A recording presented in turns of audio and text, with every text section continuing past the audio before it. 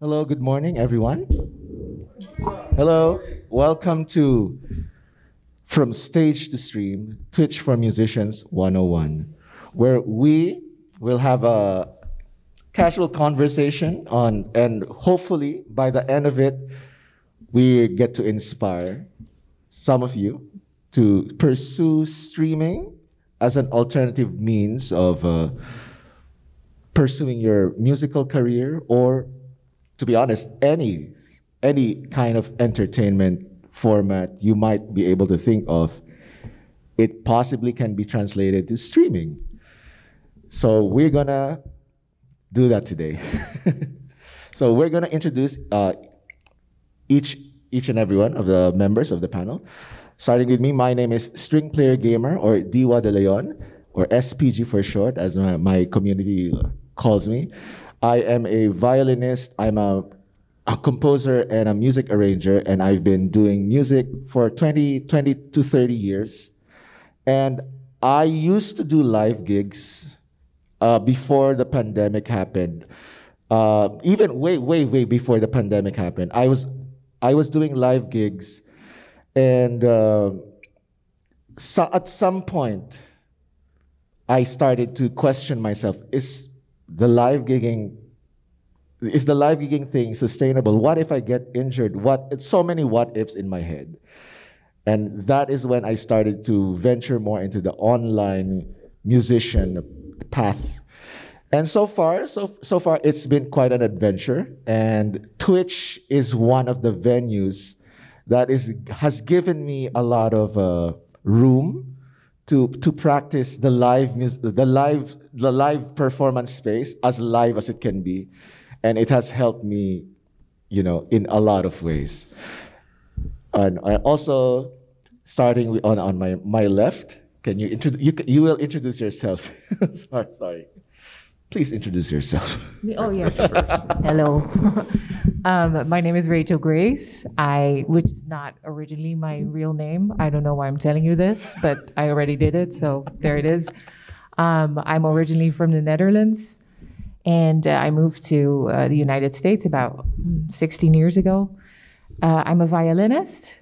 I studied at the Royal Conservatory of the Netherlands, and then did a lot of stuff in the Netherlands, but it's a very small country. So I grew as far as I could, and then wanted some more challenges, so moved here to the States. And I've been a touring musician, recorded with a lot of artists, performed, still do with a lot of artists.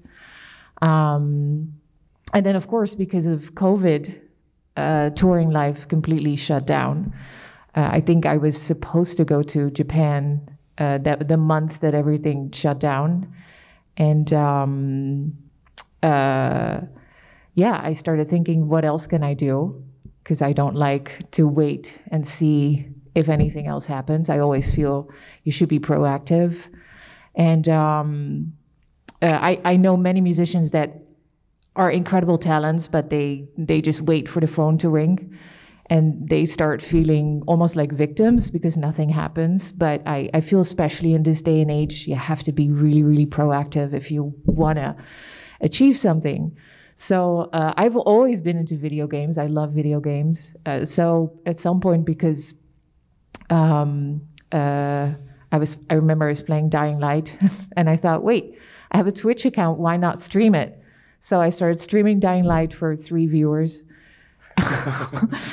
And then I think it was Diwa that I saw on Twitch, and I started discovering all these amazing musicians. And I thought, hey, wait, I have a full recording set up because I record from home. I've been doing that for now about 12 years. And started streaming, started gathering more and more equipment. And gosh, it's been so empowering. I really, really love it. I enjoy it. It really makes me feel I'm even more in charge of my life as a musician. And it opens so many possibilities, because Twitch is not only streaming. So before I talk way too long, that was it. Great. Yes. All right. I am on Twitch, Ray Musica, IRL name, Rashad Green. You can call me Ray or Ray Musica. And I guess for me, I came to Twitch without actually the musician aspect or mindset. Okay, so yeah, the origin story actually, and I'll make it brief, but my friends kept having these inside jokes with other Twitch people, XQC if you know that name, and I was just like, okay, these guys keep laughing and I'm just the third person over here not knowing what's going on. So that's actually what got me to check out Twitch. And then through my own just searching in the browser, I'm like, oh, there's music on Twitch. And then fast forward, I found, oh, there are drummers on Twitch. I didn't say that part. I'm a drummer, by the way. And there are drummers on Twitch. And I'm like, oh, I would love to do that. And just kind of like transition into, I can still perform for people. Yes, the pandemic happened and or started. And I was just like, yes, I could actually seek out this avenue. But prior to that, I guess it was coincidence because the summer after the start of the pandemic, I just wanted to get recording gear, studio gear, that Rachel alluded to, and that was just for myself. And then I might be unique in this sense, but I'm still in school, just going straight to school. I'm doing my doctorate. And I was just like, okay, let me see if I can manage school life and then just like kind of have this for fun thing, like just when, especially, mental break and all that. So that's really what Twitch started out as, is like, hey mom, I can still play for you even though I'm down in Florida and all these other people. But afterwards I was just like, this is so much better than honestly live gigs in my opinion. Like live gigs when they come, sure, I'll take them, but in Twitch, I don't use it for financial gain, but you can't deny the fact that when that support happens, you are getting something. And that's something still, yeah, that definitely justifies like live gigs, especially for a drummer. It's a hassle. You have to transport all that drum stuff. You have to go to the gig.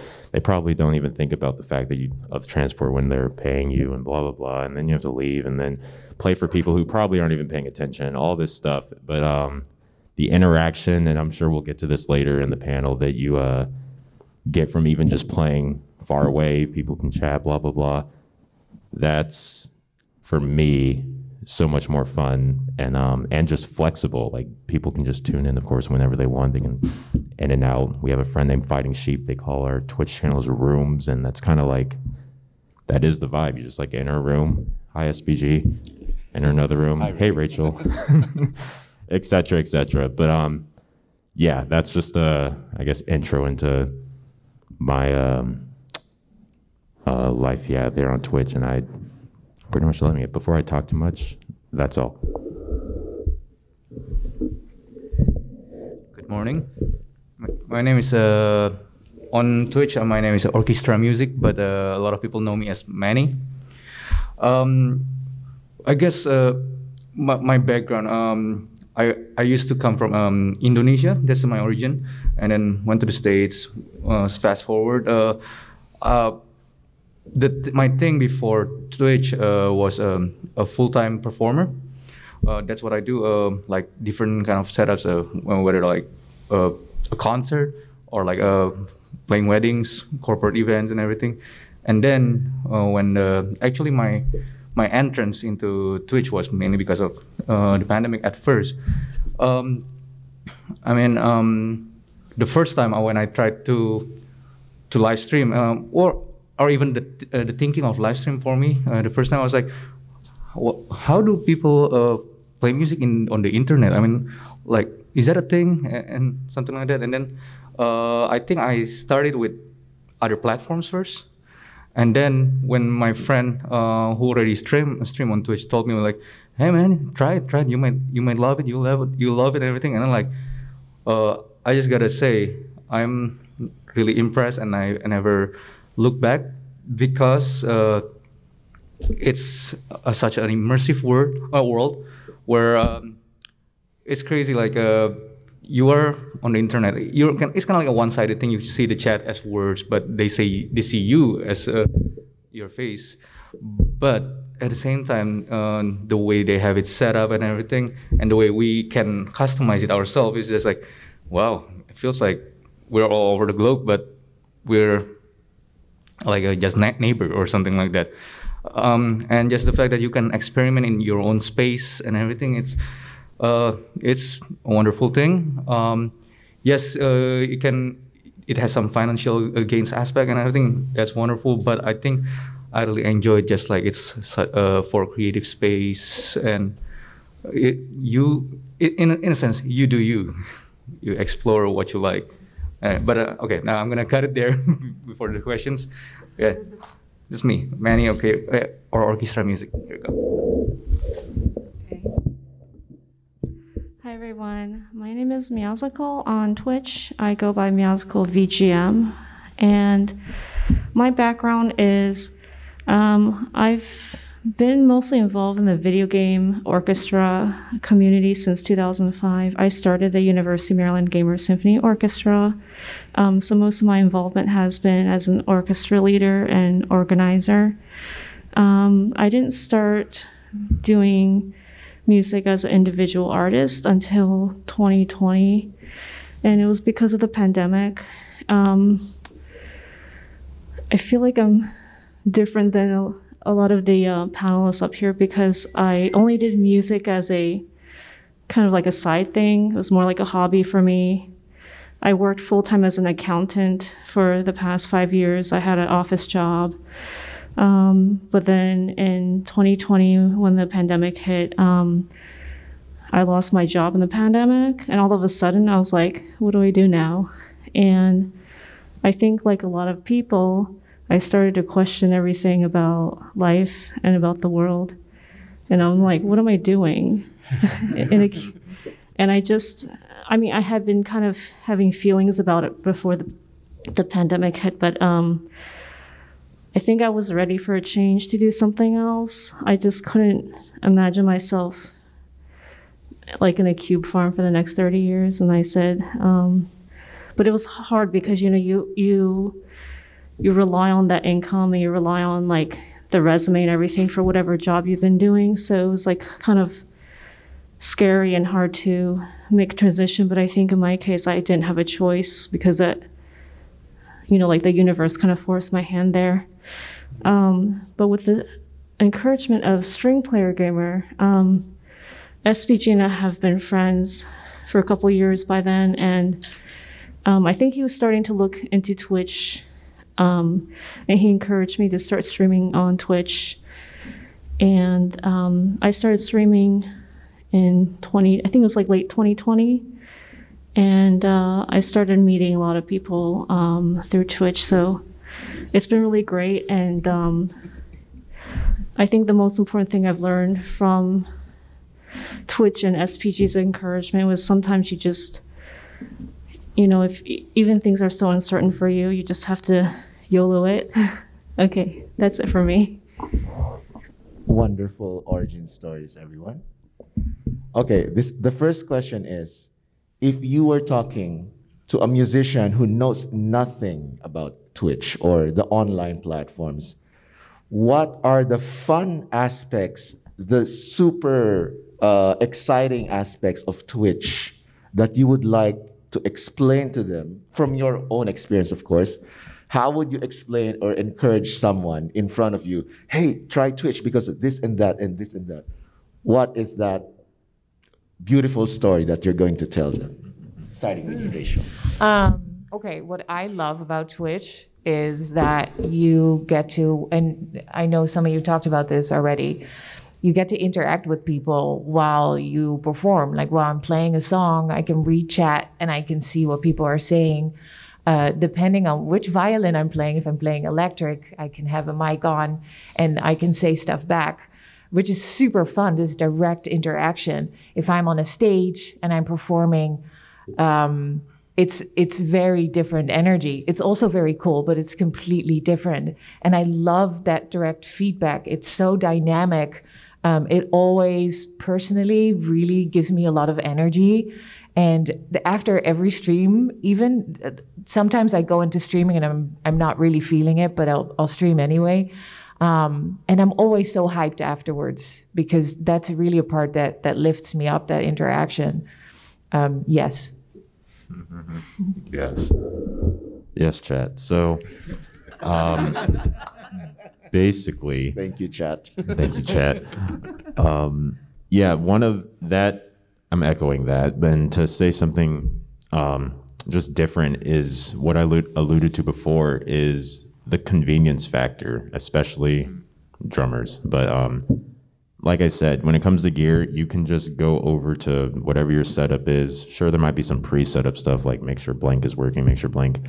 But to just be able to press start streaming and then do the thing, that's super convenient compared to drive, pack up, then drive wherever it may be, meet your connector person there, and then they have to guide you all that. And I mean, that list can just keep going on. I don't feel like talking about that. But the convenience factor is definitely an appealing factor that I would spread to whoever's interested in it.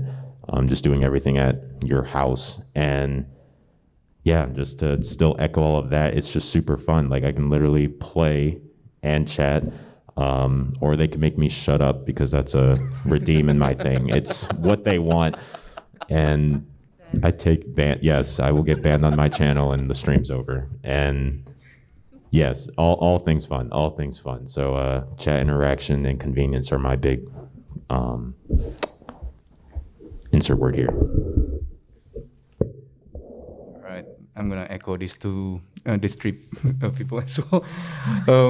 Yeah, it's what they say, but especially I want to say the load in the convenience part, like being able to stream from your own home, or if let's say you have a separate studio space somewhere, but just like not having to load in, not having to worry much about transporting your stuff. I think that's one of the big plus for me as a keyboard player, especially multi-keyboard player. Carrying those are not fun, and trying to load it into your car or even public transportation, like, yeah.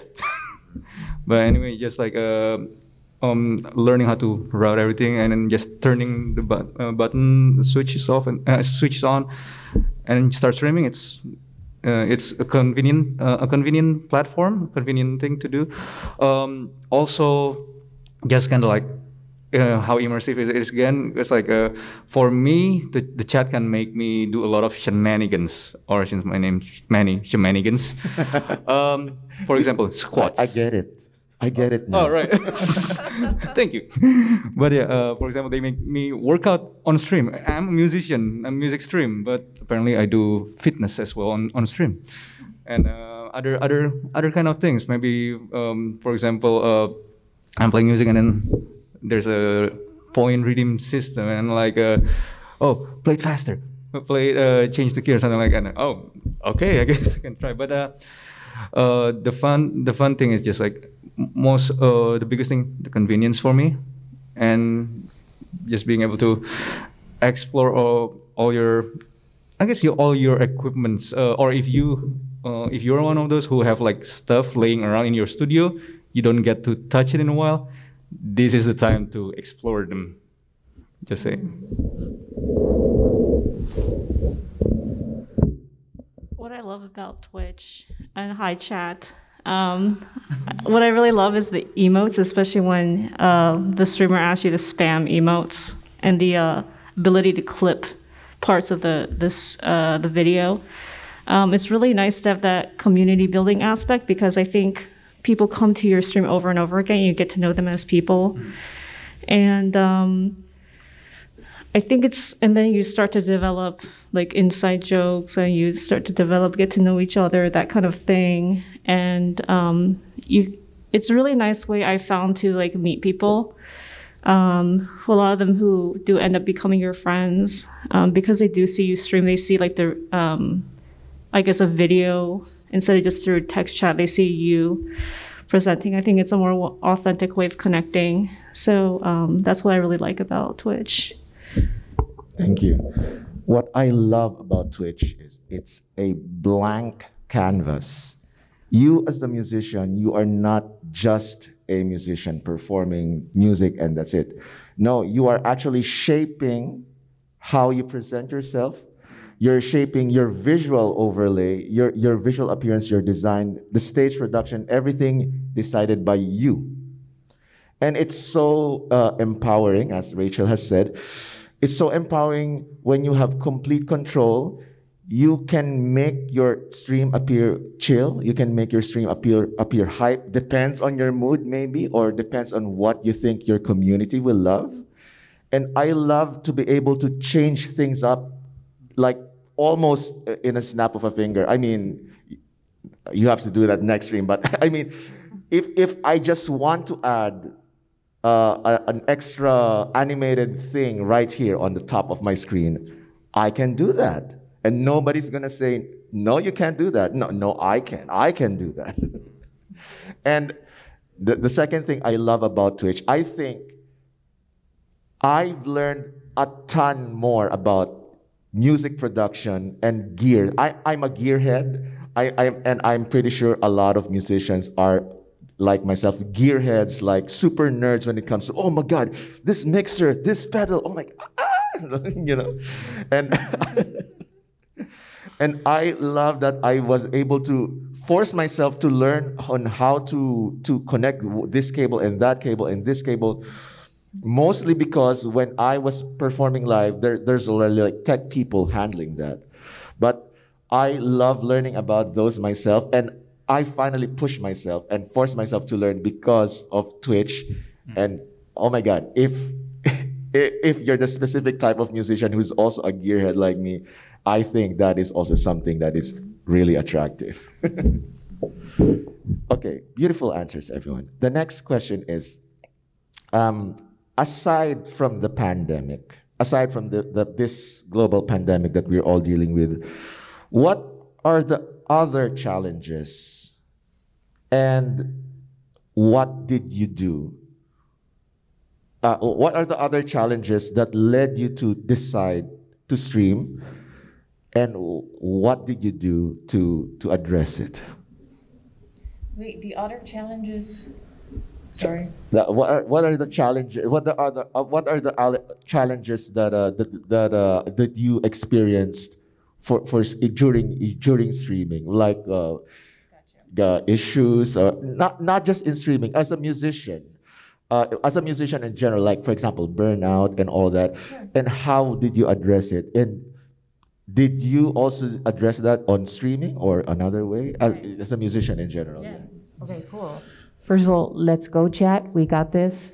So, okay, let me say this. So, when I started streaming and you know, you start out with nothing, and then I got so obsessed with it. I loved it so much. So I decided I was gonna take 6 months and put everything I had into it and just see how it would go. And then if at 6 months I wouldn't like it, I gave myself the 6 months, and then I would maybe try something else. But I wanted to give myself enough time to check this out. And from what I saw from other streamers, 6 months was definitely the minimum amount of time that you would need to, put into to check it out. Because there's some people on there too that just do it for fun. For me, it was immediately kind of like a business venture. It was like, all right, let's go, let's do this, let's try this out. And I had musician friends in real life that saw the growth that was happening, and then were saying, "Oh my gosh, I'm gonna do this too," because that looks fun. It looks easy. Nope, it's not. No, it's not. Like so much shit will happen that nobody sees. It's kind of similar to when you're a successful musician on stage and they see you shine and they see you perform and, everyone goes crazy. But backstage, there could have just been so many technical difficulties and the sound check was horrible. And it's all the stuff people don't see, or the client was terrible and was just screaming at you, but you're still on stage smiling and giving your best performance. So it's kind of the same with Twitch. Especially since you're your own engineer, you're your own video person, you're the musician, you're doing your own styling, your hair, makeup.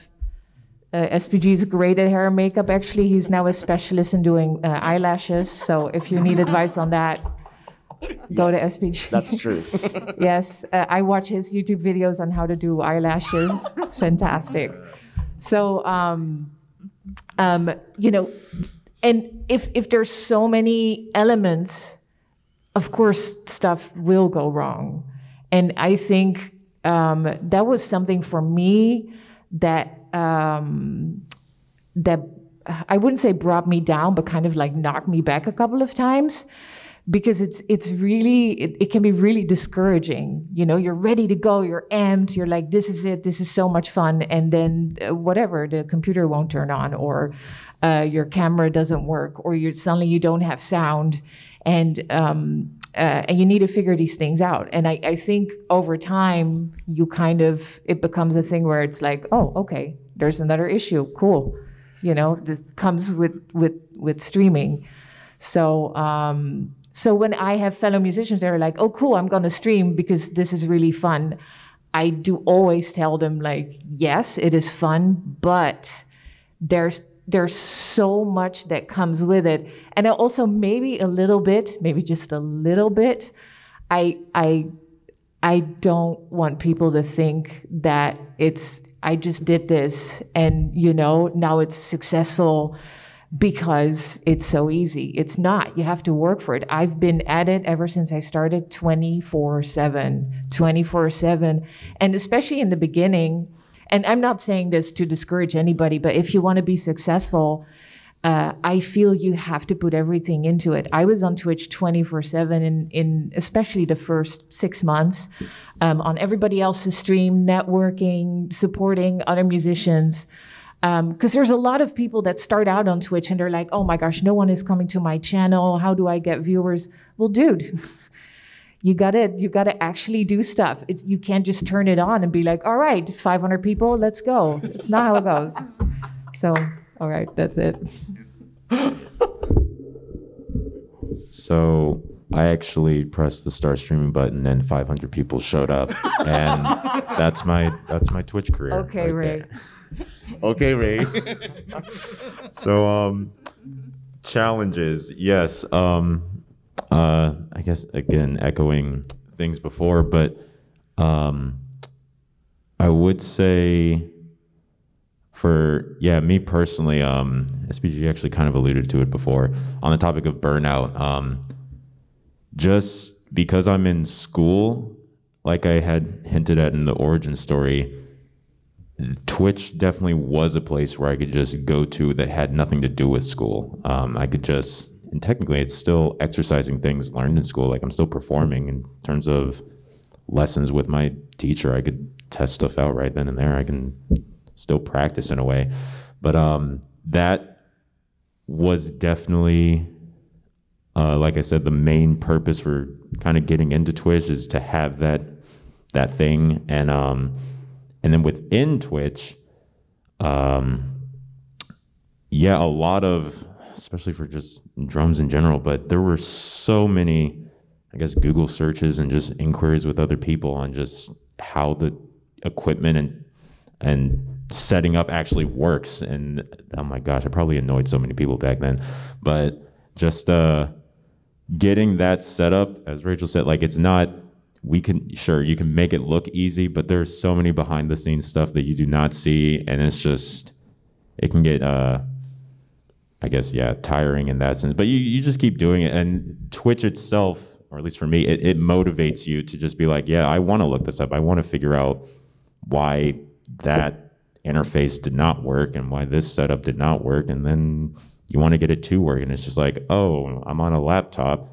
I can only do so much because of just like limiting powers and stuff, but then upgrade to a PC and the world kind of actually changes. And so there are so many things that I've learned also just through doing this that I don't even know if I would have a PC yet for any reason. If I wasn't streaming in any way, I'd probably just still be in school and playing and all that. But now there's a PC, all of these other benefits that come with it.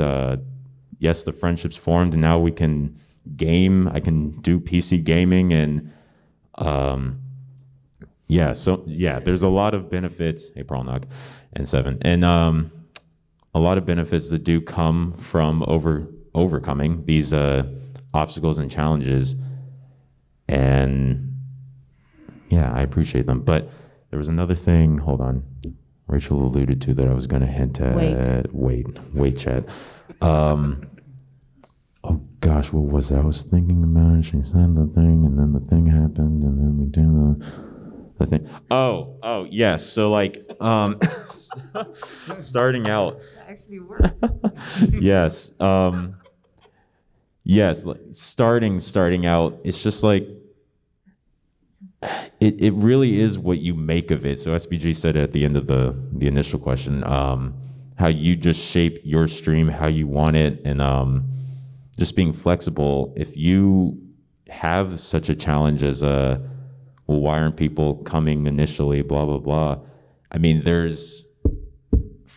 for me, there's like a natural, hopefully natural, networking thing. Like there's real life business things that, yes, you should be doing on Twitch. So like getting to meet people. Like if you just stream and don't see anyone else, a community is going to be very hard to build. Like it's just you're just waiting for people to come in. It's almost like IRL. Should I say IRL? In real life, like just waiting for a phone call for a gig. If you sit on that, well, have fun. But yeah, and so same thing streaming wise. Like you learn like, well, let's go to other people's stream. Let's hang out. Let's actually like chat with the streamer and get to know them, and then hopefully like a natural bond will happen, and then they'll realize, oh, you stream too, and then they check you out, and it's just like, then I mean they might tell their community. Actually, they do shout outs. That's a thing in Twitch, and they'll be like, yo, check out my friend. They just started.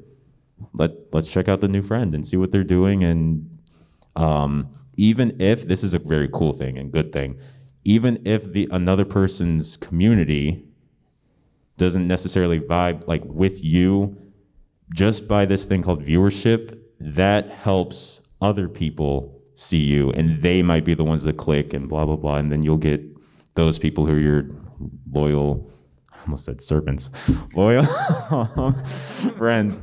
And yeah, so it's just like there's so many variables and parts to this that do make it a flexible thing to, again, overcome challenges that you may face. And that's another beauty just within this whole streaming thing. Technical things, we'll get through it over time. They're the friends you make in said community. Ask them. So many tech people out there that I have zero clue on things, and you can just ask, and they're happy to help you out. That, yeah, these are all beautiful factors of it. So, goodbye. Okay, chat. So, man, a lot of everybody already covered a lot of good points, but right. I guess I can start with this. As a keyboard player, especially not a band leader, starting streaming, one of the biggest challenges for me in the beginning, aside from the tech stuff, just right now, speaking on this thing hasn't been a thing for me. I was just a guy on stage, hiding right here. You hear my sound. You don't need to see me or hear me talking. And then on stream, I have to push outside of my shell, my comfort zone and everything. Go for it. It's your show. And then just kind of let yourself be vulnerable, but at the same time, find your comfortable spot for yourself. It can be challenging at first, and I'm sure each of us has our own experience for that. And I kept doing it. I think it was about like 6 to 8 months or something, streaming, until I kind of find, oh, okay, I guess this is kind of like my style, my niche, kind of the direction I want to go. And then, yeah, it's start to be a little more natural thing. And then also, aside from that, the tech stuff, like I'm always the plug and play guy. I'm not too much of a gear nerd back then, but because of streaming, since you are your own band leader and you or your own tech person and everything. Of course, you can ask around and watch tutorial and stuff, but in the end, it's all in your hands to figure it out. And it's been such a educational experience, educational process. It's rewarding because like you figure out all these like tech problem solving skills, and then the next thing, new things might come up, and this is we have a saying on stream on Twitch, pro streamer, which basically means there's not a no normal stream that doesn't have any problem. If there's a problem, okay, your stream is normal. Everything's fine.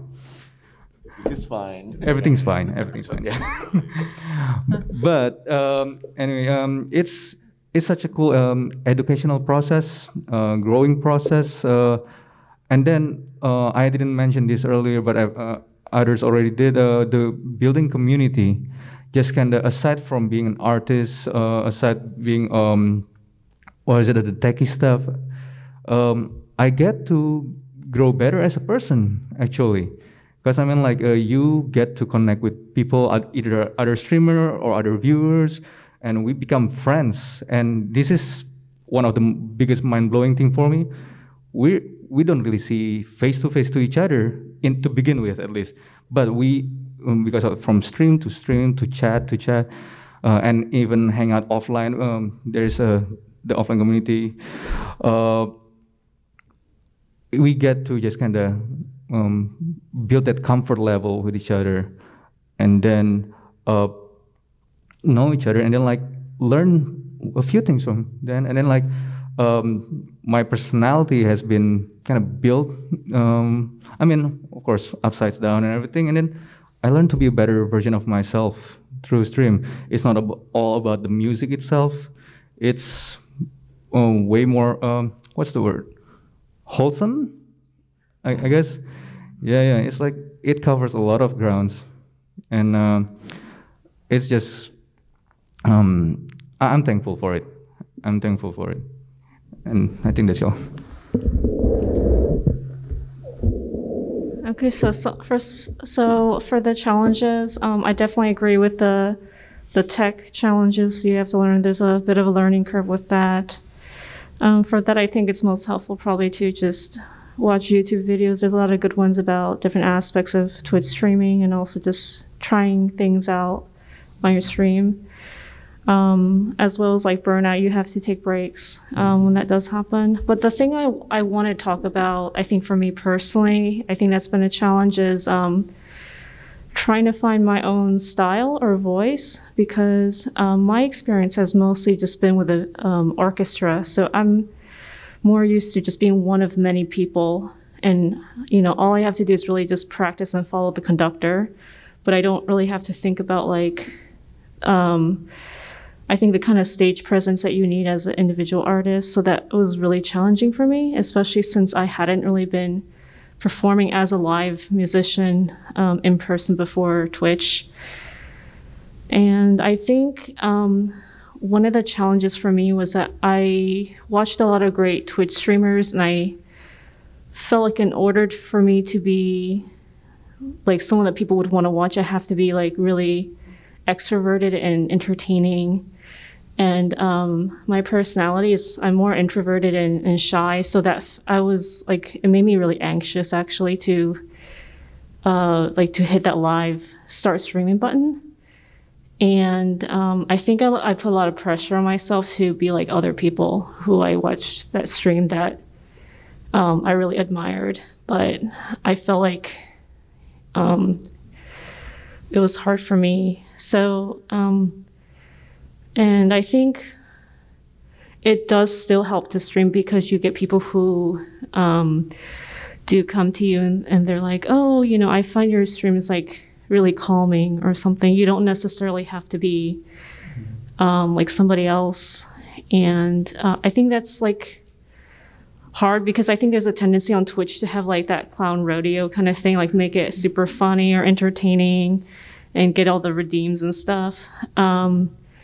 I just didn't know if that's like something that was congruent with my personality. So I'm still trying to find like the best style for me, I guess. So if anyone has watched my stream and has any thoughts, I would appreciate it. Let's go chat. Yeah, let's go chat and yeah, I think it's like an area of like personal growth. It's like, because I feel like sometimes when you're like in yourself in real life versus when you're on stream, it can be a little bit different. Sometimes I feel like I don't know if anyone else experiences, but sometimes like some people adapt like a persona when they're on stream versus like just IRL. So I had to get used to that. And I think yeah, that's been the hardest part for me, is trying to like stay authentic to myself. I'm still trying to figure some stuff out, but yeah, that's what I have to say about the challenges. Thank you, everyone. For me, one of the biggest advantages of streaming is also, I would say, one of its biggest downsides. Yes, you are the sole person in control of everything, but since you're doing everything, it can also be a lonely job. So that it can be sometimes challenging to mental health, especially. That's why it's such invisible enemy that most streamers don't really talk about. But there is a mental health challenge to streaming, and especially if you've been in the zone for like a long period of time, you don't actually notice that the burnout is already creeping behind you, and it's just gonna stab you in the back like, oh my God, I feel so burnt out. Okay, I'm not gonna stream for a year, 2 years, because it feels like I don't wanna stream for 2 years, because the burnout is something you have to manage. You have to look out for that. So you have to constantly give yourself breathing space, mental space, as I like to call it. And it is tough. It is very tough. And sometimes you feel like you have the weight of the world on your shoulders because everything falls on you. You're responsible for everything that happens in your community, in your chat, in your streams. And if you suddenly stop, that community could just go away. Thankfully, we have other avenues of communication like our Discord servers. But aside from that, it can be such a challenge to think of these things. Oh my God, if I stop streaming, maybe my community will forget about me. Or maybe if I stop streaming, no one will watch me anymore when I go live next. These things are always in our heads, and we don't usually just talk about it because it's not the exciting part of Twitch. But it is a challenge. It exists. And you just have to really watch out for yourself. And yeah, and thankfully, since the Twitch community, especially in the Twitch music community, is an amazing group of people. And I think I have spent a lot more time with my Twitch friends online than any of my family members in the past, I don't know, past 10 years combined. So it's important to really connect to the people that you have in the community that you build. And then my community overlaps with Rachel's and Ray's and Manny's and Meowsicles. And then we all have the same familiar friends. Hey, it's you. Hey, chat. So it's amazing. It's amazing. It's an amazing feeling. Yeah. So okay. We have a couple more questions we have one more question for the panel. But if you have, you will have a chance to ask your question as well after the last question. So if you have any questions that's forming in your head, now is the time to think about it, and then we'll give you a chance to ask it. Okay. For the last question. How did Twitch streaming change you from before you started streaming, this is you, and then when you started streaming and then continued streaming, this is the new person that you became. For example, me, I was super anxious. I always have performance anxieties before going to a live gig, before performing on stage. But Twitch streaming has helped that, and it made me more confident. For example, what is that thing that changed you? What is the change that happened to you in person, your own personal experience? Yeah, sure. That's a great question. For me, that has two parts to it in the answer. One is more business-like and one is more personal. Business-wise, I have always been touring. I contract musicians for big events all over the world.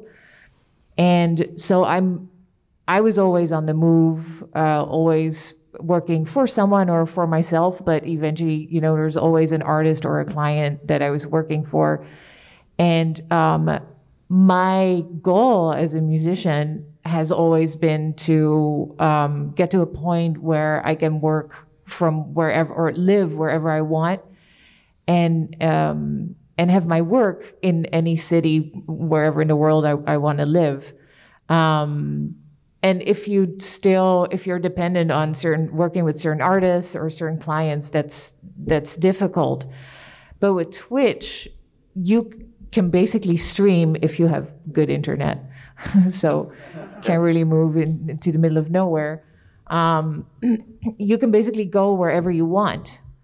Even though I must say to solely, I don't know if I'm saying it correctly, solely, anyway, rely on Twitch is also a little tricky, because it's not certain if 1 month is really great revenue-wise. You don't know if that's gonna happen the next month, because the community changes.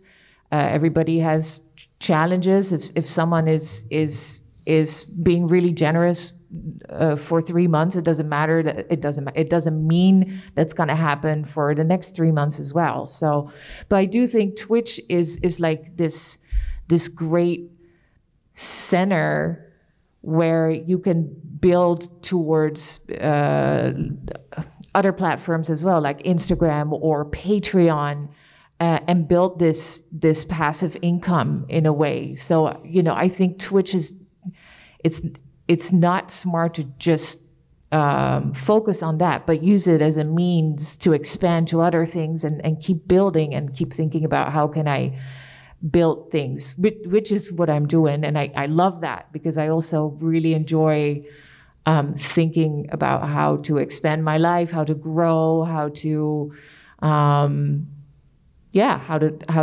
grow my business and maybe start new businesses. And, it's exciting to me.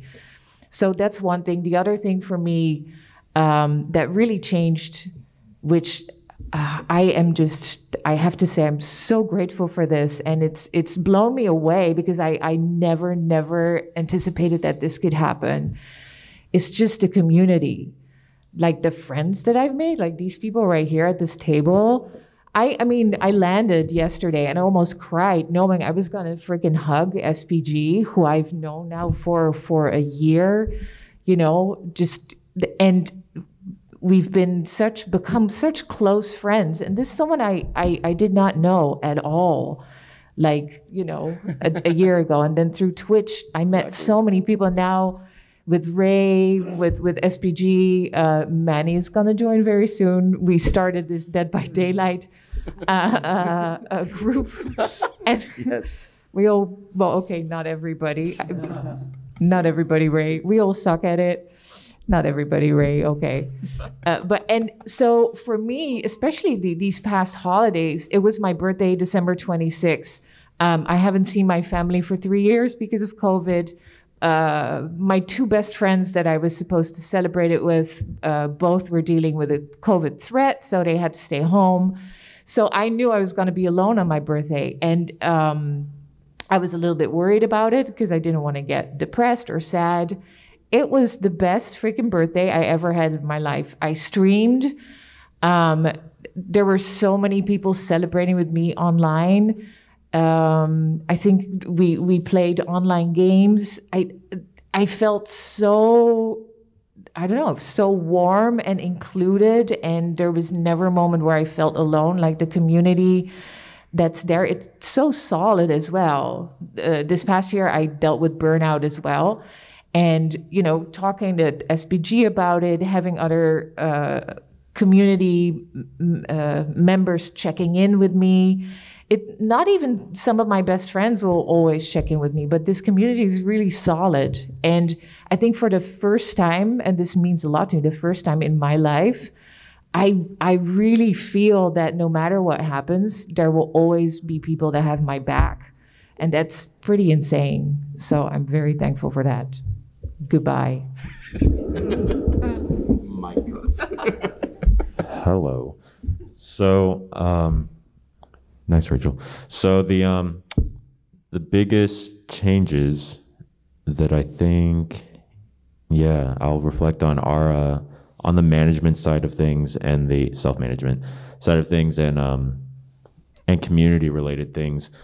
But like to compare as a musician, before Twitch, the most managing that I had to do was just like accepting a gig as maybe a band leader. So I guess genre-wise, most of what I do is are jazz gigs, which can just be, trio, quartet, whatever it may be, and just playing at anything from a bar to a corporate thing. But that's kind of the most that I had to do, just back and forth email. Okay, yes, we'll do this. Yes, we're basically just saying yes over and over, and we'll be there. We do the thing, and that's pretty much it. But then with Twitch, as SPG was alluding to, you have to create what you want on that blank canvas. And so just like managing, it can be just as a schedule. Like some people just, you stream whatever you want. That's completely fine. Or you want consistency and you want to create a time that just works best with you, with whatever is going around. But also within that management, consistency might not always work. And so you have to be like, how flexible do I want to be? Do I just cancel? Do I move this to another time? And that just keeps going on. And then within that, you have sometimes the worrying stuff is just like, well, if I don't do this, are people just gonna, if I'm not consistent or whatever it may be, all these questions, is that going to affect what I've built in any negative way? And so that can, yes, affect, like, again, self-care and just like, how are you going to, as an individual, get through whatever you may be thinking? And that's definitely when the community thing comes into play and just like helping you look on the positive light of everything. But yeah, management in general is a big thing that I've had to, or that's changed, and I think for the better, is yes, just organizing all of that. And also, I didn't think about it. Yeah, I'm wearing my merch. So like merch is something that I've never had to deal with. I just buy shirts at a store, and that's the end of that. But that is a thing that I was introduced to pretty much on Twitch. Is well, I guess not introduced, but yeah, streamers, if they want, they'll have their own merchandise. And I was getting questions at some point. I think it was Rad Muddy for people up here. It's just like people who want to get stuff, and it's just like, well, I don't even know what to put on this stuff. And then they're like, well, you have emotes. And then that's kind of the thing. If you have emotes, you already have merch if you want. And but just on that topic, it's just like, I've never printed, I've never designed, I've never put something on a shirt. Nothing merchandise was ever in my life. And then we just tried it, and actually, yes, we bombed that first merch attempt. But that's a learning experience. And so it's just like, okay, well, that doesn't work. And now we're back to the whole thing about just like, challenges and things that you have to overcome. And that right there is something that I probably wouldn't, hey chat, probably wouldn't come across, well, maybe for a long time, or if even ever, maybe I would never deal with merchandise. But it's pretty cool, like, just to be like, okay, now I understand how to actually scale up an image or whatever it may be, and blah blah blah, and putting it on correctly, and stuff like that. And then just to move over to the community side of things, yeah, definitely I am I don't know if it shows on stream, but I'm definitely more on the introverted side of things. And that kind of like, yeah, change of persona is like, some people have described me as hype man, etc., etc. Go to his Ray streams, he's hype, blah blah blah. And I don't know, I guess that happens, but it's just like, I don't know where that came from, because yeah, you hang out with me, I guess, one-on-one, and you won't get what's on stream. But it's not a facade. It's nothing like fake, like press stream, mask on, like nothing like that. But I think that's just what the community brought outside of me. I didn't change for them. And so, and it's still organic, and that's a very beautiful part. And so then when we take that and do offline things, which could be, yeah, gaming, sure, Dead by Daylight and all that, it's still just like, I'm still Ray. And then we can have our chill side, or we can have, I think I can say this, we can have tequila, and it'll be a different setting. But like all this stuff, and it's just it's natural, it's fun, and we just have friendships that, yeah, wouldn't have happened otherwise. And then, as Rachel said, yeah, the main reason I'm here is like, I get to finally meet the people that I have built these friendships with throughout the months. And yeah, it's only been, I guess, a year, but yeah, to just finally meet people in person and hang out. Now we're just not usernames in a chat box. And yes, people are real. There aren't bots. Well, there are bots, but the friends we have, yes, are real. And that's pretty surreal. That's really, really cool. And yeah, I'm just thankful for the community, especially, and just all that they've helped with too. Like, these are friends. So like when things aren't going so well, just ignore Twitch real quick, just like IRL, whatever it is. They're there for you. You literally just have another friend to your list in your gang. And there's different circles. And actually, Manny had said this outside of things. I won't go too far into it, but just like, you guys can probably relate. Like, you have X group of friends, but they're not friends with these people, and so you just kind of have to like, you'll be hanging out with blank one day and then blank another day, and that's okay, and that's actually pretty great, because you're in the mood for X and all that. So yeah, definitely thankful for all things learned, all trait abilities, whatever they may be, all things learned throughout the months, and then all of the relationships built throughout the months. Those are some awesome changes. Bye. Hi again, Chad. All right. I guess in my previous talk, I can answer this question a little bit, but I would like to stretch more. But first, I want to say I really resonate with what everybody's saying. And actually, that one part that Ray said about whether you have two different personas, like the IRL persona and then the one when you start streaming, not necessarily you're not even not necessarily. It's not that you're putting a mask on or you're being fake or anything. It's just really cool to see all the different sides of you that come up organically, naturally, just from the stream, and then you still get to keep who you really are in real life. A few things that I was thinking, a better an improvement that I can see from streaming I think I have become slightly more outspoken in a good way. I mean, I might not be the chattiest person, but some people might beg to differ. But what you call it? I don't really speak up my mind too often. But because of streaming, I feel safe because again, it's a blank slate. You get to cater it to how you'd like it to be. You can create a safe space first for yourself, and then for others that come to join you. And aside from that, also confidence.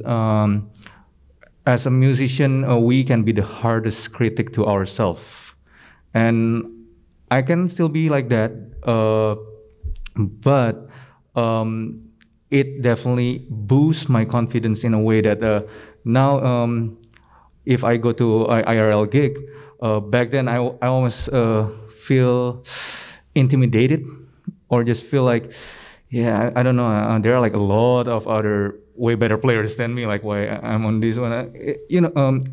As artists, maybe some of you might be able to relate on that. And then now, because we get to do what we do in our own safe space, it empowers us.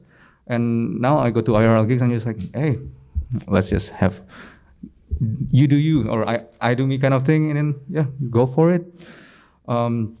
It's one of the biggest thing that I've been experiencing, at least. And just to touch base, like on mental health and burnouts and stuff, I did experience my share of that too. And in IRL situation, I'm just gonna say that in gigging situation, sometimes it's not really being mentioned and everything, but I'm glad that it brings awareness from doing this, that now it opens up my mind that saying it's okay not to be okay, to really resonate in your life. You get to take more time for yourself, and so that you can just put yourself out in a better state later on. I think that's as much as I can say, but thank you, Chad.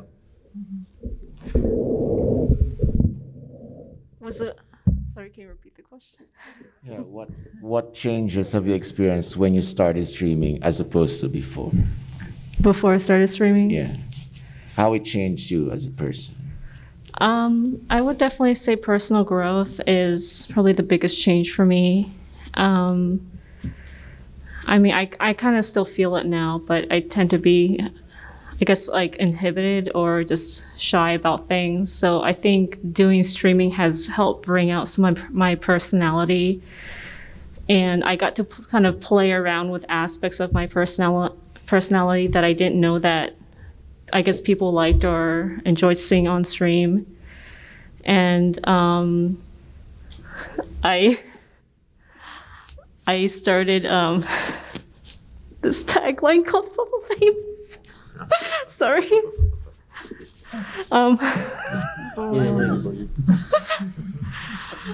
For those of you who don't know, yeah, let me just tell a story really quick. Yeah, do it.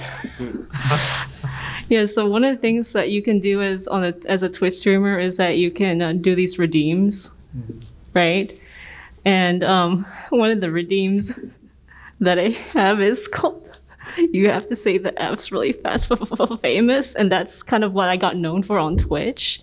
And hi chat, by the way, can't believe I'm saying this in a chat. But I started doing that, and then I started going to other people's streamers, and they would start saying that, and I would crack up every time that they started saying that. And that kind of, what? Famous? Famous, yes. And then I started like that part of my personality. I think for me, like, for example, when I watch SPG stream, it's very humorous and comedic and very fun to watch. But that part of me is like hidden inside. So that was hard for me to bring that out. But having the Twitch community allowed me to to bring that part of my side out. And I hope I don't appear, well, sorry. I'm not drunk or anything. Not drunk, chat. Hi, chat. But basically, I would say that, yeah, I think before I started Twitch streaming, I was afraid of taking risks. So, I mean, it's a really big decision to I think put yourself out there because you can be very vulnerable, like showing your, especially if you're a streamer that decides to show your face. I know not everyone does, but like the whole world can see you and you don't know who's watching you. So that puts you like in a vulnerable position. That just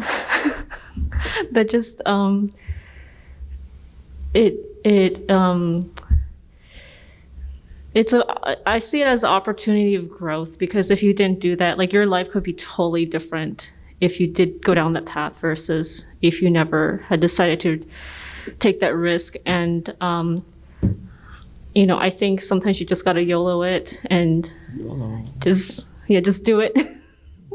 Thank you. Thank you so much, everyone. Amazing answers. Okay, we'll open the floor to a couple of questions. Okay, we have one. You didn't answer the question. It's true. I did answer. The biggest change for me is just performance anxiety. It really helped me kind of dampen it down. It's still there. But for example, if some of you saw yesterday, my set, my live set was the first time I actually did another live gig in 2 years since I started streaming, and the confidence I felt during yesterday's show was so staggeringly different from the whatever confidence I had back before I even tried streaming. So the confidence boost and the control on the stage, your self-control on the stage is what really changed things for me when I started streaming. Okay, we will open two questions. Yes, you first. And then chat, if you also have a question, you can also ask. Okay. Mine might be very quick. I'm sorry this is awkward, but do all y'all mind saying your names again, but spell them out, so in case we want to follow you? Sure. We can? Oh, okay. Okay, plug yourself. Starting with me, String Player Gamer. You can find me on Twitch and YouTube and all the platforms. Just String Player Gamer. Mine is Rachel Grace Violin. Rachel Rachel, Grace as in amazing grace, and then violin because it's the best instrument on the planet. Ignoring the previous comment, my name is Ray. Ray Musica on Twitch, which is RayMusica, and it's pretty much just Twitch, though. I'm not on other platforms. Have fun. Please bear with me on this one. My name is Orchestra Music, but the spelling is ORCHKEYSTRA Music. Yeah. And where can people find you? Oh, sorry. I'm sorry.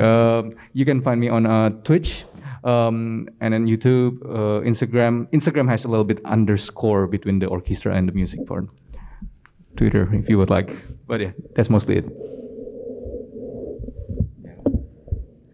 I'm Meowsical VGM, so that's spelled MEOW, like cat, like meow, meow, and then SICAL VGM. So it's all just one word, MEOW SICAL VGM. Thank you. Yes. Yeah. Two questions, one small one and one larger one. First, Ray, where are you getting your doctorate? Where? At the University of Miami in Miami, Florida. Yeah. What topic? And the degree study is jazz instrumental performance, I guess. Anyway, jazz drum set. And I'm on the first out of the 3 years, assuming I stay on track. So yeah. One larger question is, how do you guys approach set lists? Like creating a set list, choosing, when you start a cast, what songs do you choose? And how do you guys go about practicing and building a set list and getting that endurance? Yeah, anyone can answer. Anyone who wants. Yeah. So a cool thing on Twitch is that you can you build a song list and people can request. I personally, another thing I love about Twitch is that you can choose whatever you like to play. So I just started adding songs to the list that I really enjoy playing. So a song like Don't Stop Believing is not on my list. Or any Celine Dion song, don't come to my Twitch. Go to Ray. He does only Celine Dion. That's my answer. Only Celine Dion. Exclusively. So as you just heard, that's my set list right there. Yeah. But yeah, I'm a drummer, and so my set list actually has a different, I guess, approach. It's actually more live learn approach. That's just the I guess phrase for sometimes, and some people that have a devoted song list but may still take live learn requests where they'll learn on the spot. But then for drumming, that's actually just more of the shtick over there. And so I do have a set list. It's kind of, and it's actually only recently made, I say comparatively, like within the past months. It's more like a sample. It's just a sample list. They can see like, okay, Ray likes these music genres, these artist songs, just generally speaking, but they still have the option to go to YouTube and just pick out what they would like to hear and see me play along to. So yeah, it's kind of a more flexible list, but there's also a thing there if they just want to choose directly from it. In my case, because I've been posting video game music covers on my YouTube channel for the past 20 years. I've become known for video game music covers arranged for violin. So when I started translating that into Twitch, my set list is, of course, a lot of video game music. I mean, it's like 99% video game music, all my arrangement. And that is because it's not just because it's what I'm known for, it's because it's what I love. It's in the name, string player gamer. so pretty much my set list is tailor-made for that kind of audience. Anyone else?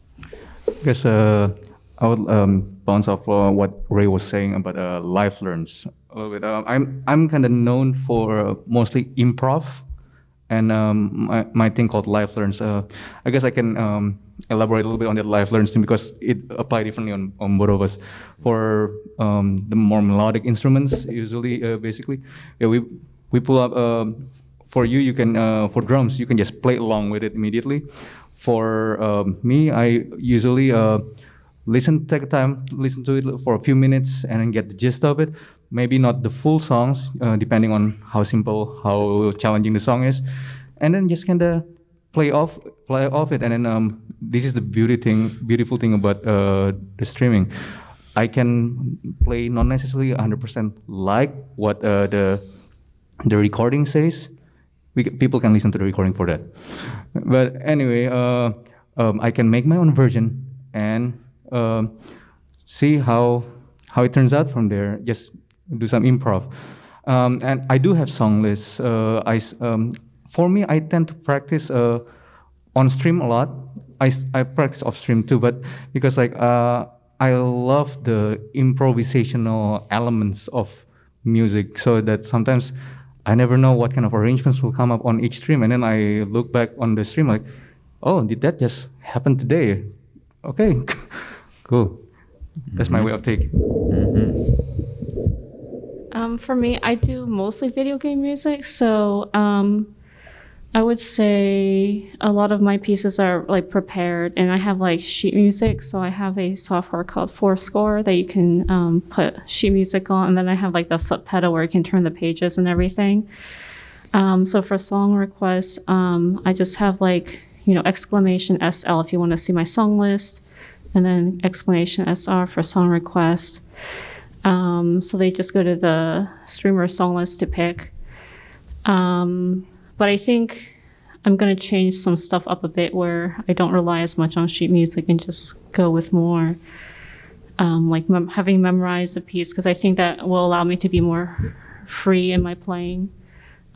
So I've tried to do improv, but I'm not very experienced with it. So I feel more comfortable with prepared pieces that are a little bit more polished, but I'm going to experiment more with improvisation later in the future. Thank you, everyone. Yeah, sir. Hi, my name's Erwin. I also go by the handle Emerald Arcana. Hello. I may or may not have followed every single one of you on this panel. This is a pretty big question because a lot of the reward in Twitch is your community that you've built up. And as Rachel had mentioned, it takes a lot of time and effort to build up this community. As SPG mentioned, there's a lot of mental health issues. How did you get over, except for Ray, because he had 500 followers at the start? How did you get over that part where you're basically starting, you're networking a little bit, but you get 0 to 3 streamers per stream for like months and months and months of time, because that takes that much time. What do you do from a mental perspective, and what do you do from a practical perspective to try to get that up so you actually have people coming out? Okay, beautiful question. Thank you so much. I think we can combine your question with Dr. New Baroque also has a question. How much work goes into your streams off stream? So I think we can combine that together. So anyone can answer. Wait, what did he ask? How much? How much work goes into your stream off stream? Okay. So kind of like his question. Correct. So, aside from the 500, I think that a lot of work goes in off stream, and on the topic of dealing with just building and growth in general, I personally didn't look at it from a desire to grow, if that even makes sense. So when I first started, I actually just knew audience-wise, my intended goal was just my IRL friends back at home and family. Like I was actually telling them, hey, this is a way you guys can still watch me perform. And especially when I started out, like, yes, we have people requesting songs for us, but at the beginning, and there's nothing wrong with this, I just chose my songs, and I would like kind of have themes where like, okay, today I'm devoting this musician, this drummer, and I'll play all things from that. And then just over time, people, like I would tell people, yes, you can still request a song what they want, blah, blah, blah. And then they, eventually I now request nothing and everything's from chat. But that was all, it just happened to be pretty organic, but I wasn't I wasn't trying to do anything necessarily different. That kind of just fell into place. But what may have, if I'm looking at like confounding variables, it likely came from, again, just being involved in other communities and just getting to know people. Because that, even if those people didn't frequent my streams, still just having a relationship and having a friendship, that for me matters a whole lot more.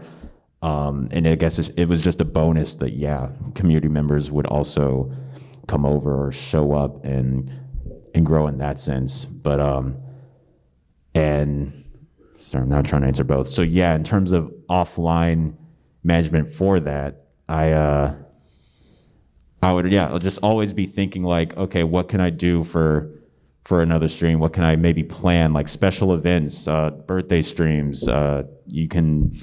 It's what you make, back to the blank canvas. It's literally what you make out of it. So you just want to celebrate things. It's popular to just have like we reached a number, followers, subs, whatever it may be, like celebratory things, and just get people hyped up. These are all things that you think about and plan, back to the management thing. And it does take time. But when I think about it, in hindsight, at least, sometimes it is like kind of overbearing, like, oh gosh, now I have to plan that, or now I have to do that. But there's a light of it. It's just like, yes, we're about to celebrate something. Let's go. What can I bring into this? What can I adjust? So it has its ups and downs, just like everything in life. But it does take up a lot, and so that's like the last thing I'll say is just like, I think just life management, that's never going to stop. And so, especially for school, as you guys have brought up, I do have to just be careful. And it's just like, I can't plan for blank. Like the school has to happen first, and so just like break from Twitch. Like, and I'll tell them, they know that. In fact, when school season happens, I get a lot of comments just like, "Hope you're doing well in school," or "Hope we know you're super busy with that," and blah blah blah. And it's just like, yeah, and they know, and I'm like, okay, I'm not gonna be on it all this weekend, and we have to cancel this stream, blah blah blah. So, but they're accepting. We're still friends. It's just like, okay, we'll see you next week, and that's a big beauty of Twitch is like. You make your schedule. It's very frequent. It can be very frequent. Like even just streaming once a week, that's 52 streams in a year. So like it's still a lot, and there's opportunities for people to see you all throughout. So there's no like rush or and stuff like that. But I'll leave it at that point. Anyone else want to add to that? Yeah. So I think, when you start with like 3 viewers, if we go like to the beginning, and like how do you network? I think there's ways to network that are smart, and there's less smart ways to network. I'm a violinist, so if I would go hang out in someone's stream that streams Fortnite, that doesn't really make that much sense. So I think it's great to check out different streamers and see what you have in common with them. And I've also seen streamers be maybe a little bit too aggressive in networking, where they say, "Hey, I'm getting ready to stream," or "Yeah, dude, don't do that." No self-promo. But yes. Especially when you're starting out, you want to be a little bit extra careful with that because you might throw people off. So it helps when you have a name, when you have a tag that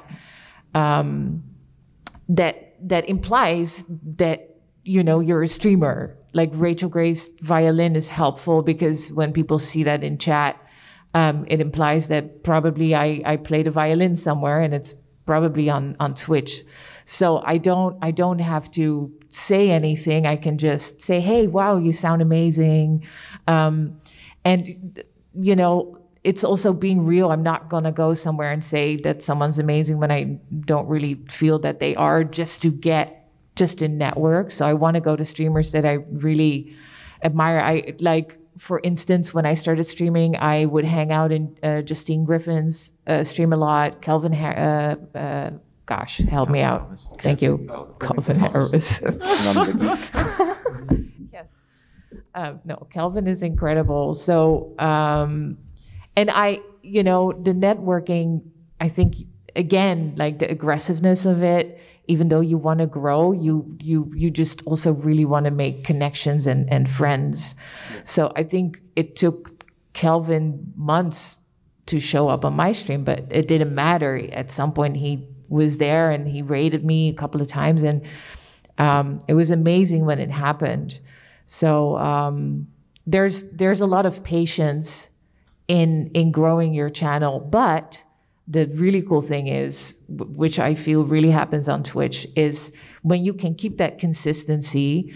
I chose 3 days really early on, 3 days with exact times, and I was gonna stick with those. Consistency is so important. I also believe that this is the key to success in anything in life. It's consistency. And the reason why some people are more successful than others is because they're consistent and the others are not. Because consistency is really, really easy, and it's also really easy not to do.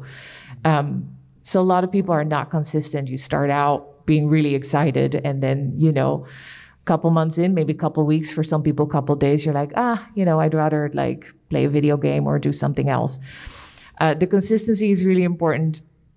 And the cool thing with Twitch is I feel once you build momentum, it becomes easier and easier. And for me, the burnout, because we were asking about that as well, didn't happen until I don't know what it was, 8 months in, because I was pushing for a partner and then got denied. Then we had a dear friend in the community that passed away, who was my first moderator. He was such a close friend to so many.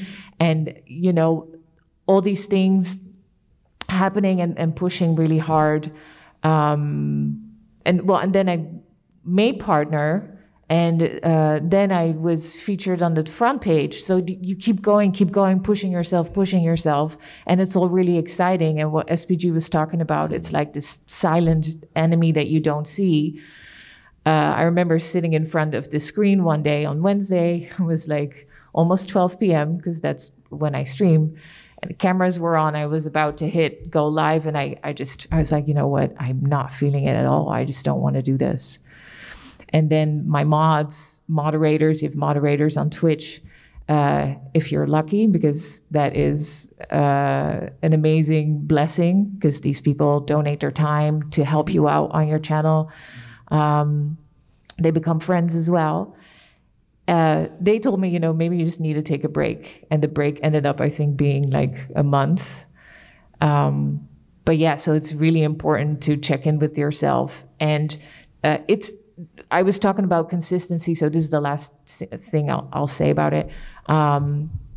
Consistency is really important, but it's also okay to skip a stream or skip 2 streams. I think it's really important to communicate about it. Just let your community know, hey, I'm gonna, this is going on. I'm always very personal about what's going on. I've always been as an artist. I don't mind. I like connecting with my community like that and let them know what's going on. Yeah, and when you let them know, they know when you'll be back, and they'll keep checking in. So also using other platforms like if you're on Instagram or Twitter or whatever, to let people know that you're streaming is very helpful. Thank you. And anything else to add? Because we have a bit more questions here. Okay. We have a question from Being Awake on chat. Do you ever feel stuck with the vibe of your stream because chat expects it? Anyone can answer. I'll repeat the question again. Do you ever feel stuck with the vibe of your stream because that's what chat expects? That's what your community expects. Me, no. No. Stuck with the vibe. Yes. Do you have something? If you have something, you can go first. Oh gosh, that's a very good question. The vibe. I don't feel stuck. And I think that's why I keep doing it. If that just makes sense. It's because the vibe there. It's like what we created. That's what I was saying earlier. Like whatever these other people are describing my stream at, like that just happened because of the community. But if it keeps happening, I mean, I'm still here. I'm still pressing that button. Then I don't have a problem with that. So I personally don't feel caged in my stream. And if I did, I would hope, I would just have the willpower to be like, okay, guys, things have got to change. Like I can't be blank. And so, I mean, but then as we're talking about, with musical and SPG, like it's what you make out of it. So you just have to, okay, maybe I was super, I can't think of if you guys know XQC, maybe I was just super that, but then it's just like, that's not me. So let me go to chill, autopilot or something, like something just, to completely change the face. And you can do that, like you have that power. So, but all that to say, vibe wise, I'm content with what I have. So the Rachel, no. Anything else?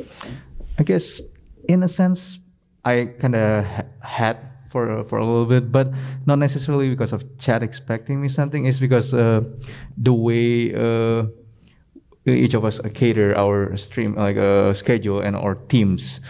So at some point, I was always like, every week I will be like having, okay, this day I'll be doing this team, this day another team, this day another team, and then like, it kind of, I guess, backfired a little bit. Not necessarily backfired, but I mean, it's like when it's one of those situations that you're being very comfortable at something for such a long time, and then you're kind of like, where can I go from this? And then after I took the break, actually it refreshed me that nowadays I still keep schedule consistent-ish because things starting IRL stuff starting to come back again. But what is it?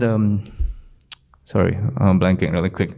But yeah, with the consistency of the schedule, I'm just trying to be a little more impromptu-ish or be a little more flexible team-wise on what I do on stream, and it might not necessarily to be Monday is for like chill music only, this for chill music only. And actually, I have this thing kind of going. Even though I might say, it's chill music only, will we stay chill throughout the stream? And it's okay if we don't stay chill.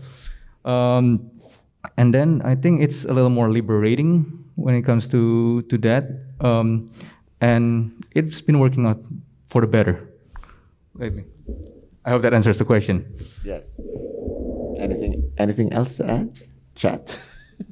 What? Anything else to add to the question? If you feel stuck with the vibe that you presented in at first, no. Any questions? We still we missed maybe one last question. Okay. So since we don't have questions, final messages from everyone. What is like your final words of encouragement to someone who's still like nearly on the fence but is about to start their streaming journey? What is that word of encouragement that you will tell them?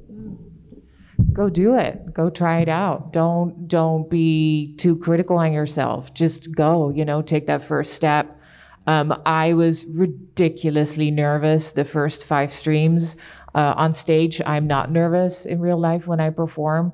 Just knowing I was going to be on a camera with people out there watching me. I'm a perfectionist, so having a feeling that maybe, when you play online, it's there. And when you don't know who's watching it, that scared me a lot. But oh my gosh, it was so much fun. I'm so happy that I did. Also, you don't have to have a camera on. Depending on what you do, you don't even have to have a mic the first few times. I would say just go with your own comfort level and don't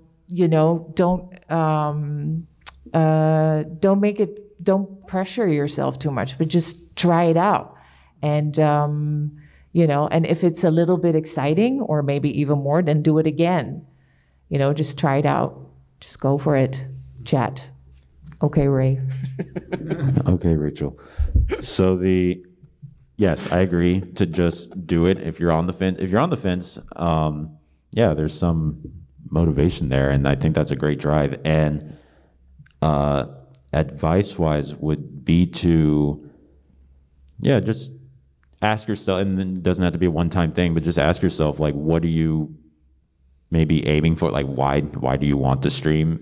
Because there are so many goals, aspirations, whatever. Some people literally just want to, they're not trying to blow up. They're not trying to, maybe they just want 3 or just a super small knit community, or maybe they don't even want a community at all. But like, that's a thing. So just whatever your goal is, just ask yourself that, and then just commit, see if are you reaching X goal, and if you're not, it's also not the end of the world. Like, Twitch is again, it's different for all of us. Like I said, for me, it's recreation. I just love that I can do it, and all the things you said or heard earlier, that applies. But just oh gosh, where did I go with that? Oh yeah.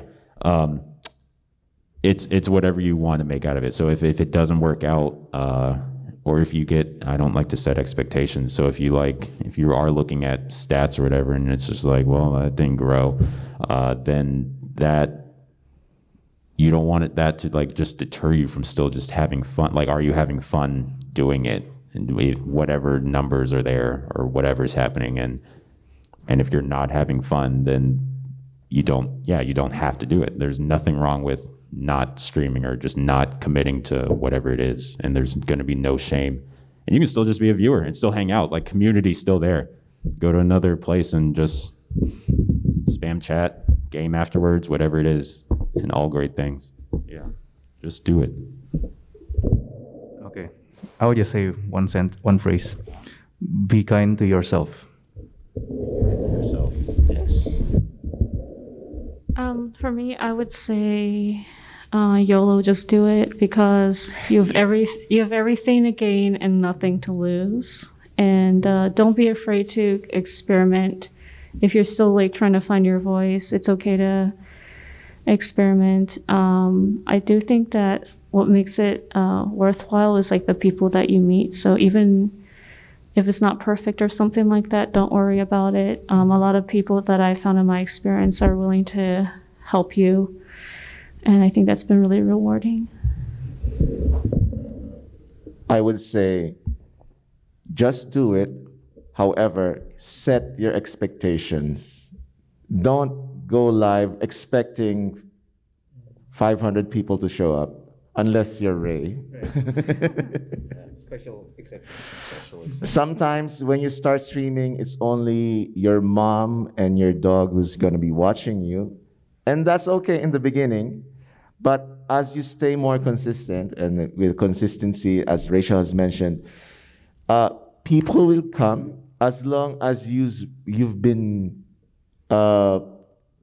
perfecting or making the best effort that you can to make your stream as entertaining as possible, as pleasant as possible. It depends on the vibe you're trying to set. And yeah, just do it. Do it. Do it. Thank you, Nike. And okay, and the what was that?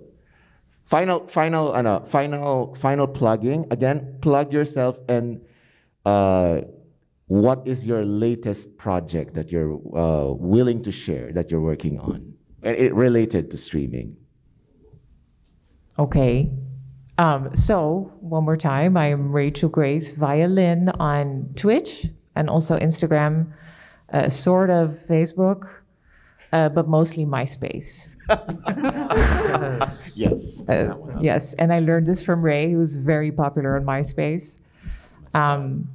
Yeah, my latest project, oh my gosh, I'm here. So, yeah, I'm just, for me, 2022 is about growing Twitch. The last year was really, really amazing. A lot of my colleagues in real life, the touring musicians, had a really rough year. And I feel, compared to them, I had a really amazing year. And I'm really excited to see where I can go. I also produce. And I just got a whole bunch of gear for this. So yeah, I'm planning on putting some new music out there very soon. That's it. And SPG, you're amazing. Hello. You're amazing. Just wanted Hello. to say that. Yes, I'm Ray Musica, again, RayMusica. And I think, yeah, project-wise, I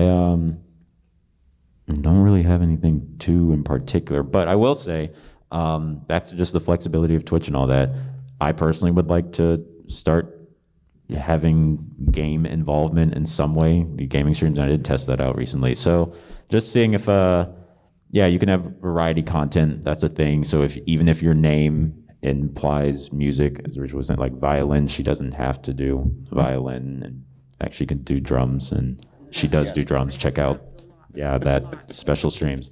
But yeah, so that's just like a thing. Maybe I can incorporate that just for more chill times. And then on the music side of things, just trying to, yeah, actually see as gear stuff changes, incorporating this whole loop idea, things to come, but just things that might change from the whole live learn request thing. Not taking it, not replacing, but in addition to. So yeah, it's just different music content within what I already do. Yeah. I guess for me, I would like to start incorporating, kind of bringing back / incorporating music production into my stream.